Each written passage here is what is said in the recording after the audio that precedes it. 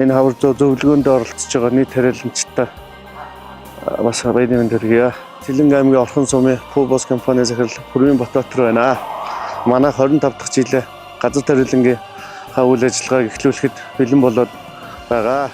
Ургацын талбайд хөгжөөн тасрахгүй. Яамнаас явуулж байгаа зээл тусламж хөнгөлөлтөө зээлийг авч хэрэглээд техник тоног төхөөрөмжөө нэлээд шинжилт хийлээ. Вектор 410 камбан авч 3 дахь жилээ эзэмшиж чинь ангилангийн жаатаг авсан.